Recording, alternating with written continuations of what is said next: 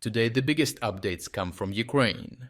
Here Europe has stepped up after Russians outright refused to make any deal on a ceasefire with Ukraine.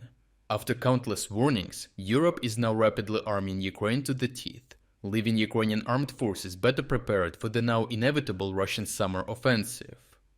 Recently, the Russian Minister of Foreign Affairs, Sergey Lavrov, outright refused a ceasefire with Ukraine during a press conference with Russian media. He stated that they had tried to implement a ceasefire before but failed, and will never do it again under any circumstances other than effective capitulation. Notably, according to President Zelensky and the Organization for Security and Cooperation in Europe, of which Russia is a member, Russia and Russian-backed separatists have violated all of the various 25 ceasefires signed since 2014. Earlier, the European Union stated that if Russia were to refuse any form of a ceasefire or serious efforts to make peace, it would implement a massive sanctions package targeting Russian economic and military assets. The package includes additional sanctions against 189 new Russian Shadow Oil Fleet vessels, bringing the total number of sanctioned vessels to 342.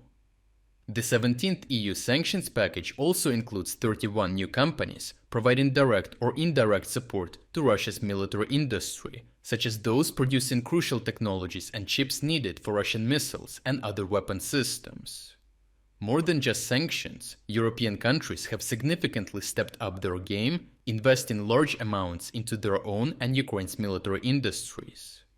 Ukraine has received over 1 billion euros from the EU, made from profits generated from frozen Russian assets, helping to support Ukraine's economy and wartime industry as it continues to defend itself over 3 years into the full-scale Russian invasion. With artillery playing a significant role in offensive and defensive operations, the UK has officially transferred their entire stockpile AS-90 self-propelled howitzers to Ukraine. Additionally, French President Emmanuel Macron has confirmed that all French Caesar self-propelled howitzers produced this year will also be sent to Ukraine, translating to more than 200 French and British self-propelled guns in 2025 alone. Additionally, the French foreign minister added that all profits generated from frozen Russian assets seized by France will be used to produce spare parts and equipment for the Caesar guns sent to Ukraine. This will ensure that Ukraine can continue to operate them, even through high fire rates. Lastly, over two-thirds of the EU's promised 2 million artillery shells have already been gathered in the first 6 months of the year. Europe and the countries it sources these munitions from are outproducing even the previously set goals, indicating a positive trend for additional deliveries in the future. Regardless, the current deliveries of shells, high-tech artillery guns, and spare parts will ensure that Ukraine can maintain an extraordinarily high fire rate as it prepares to defend against the inevitable Russian summer offensive. To combat Russian airstrike capabilities, Ukraine is set to receive all 6 promised Norwegian F-16 fighter jets by the end of 2025, and Belgium donating 2 F-16s to use as spare parts. Additionally, footage captured of a German train convoy shows at least 10 more Gepard self-propelled air defense systems en route to the Ukrainian border. As Germany has halted public disclosures of its military aid deliveries to Ukraine, the real number is likely much higher. These weapon systems will be able to combat Russian drone and missile strikes from the air and from the ground, continuously increasing Ukraine's defensive capabilities as Russia aims to do the same with its number of strikes. Overall, with Russia openly rejecting any ceasefire and continuing its offensive plans, Europe has responded with unprecedented unity and urgency, arming Ukraine at an increasing rate.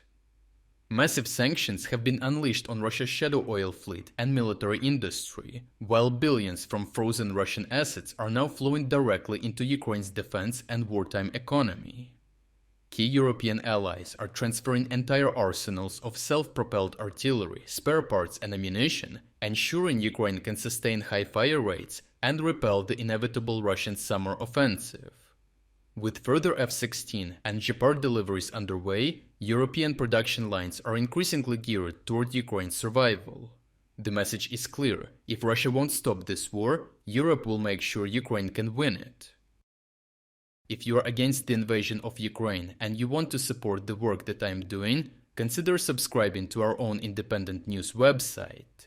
Here you can find our exclusive strategic insights, comprehensive overviews of all fronts, and regular tactical analysis videos. By subscribing, you will not only show your support for this channel, but also help and defend independent journalism.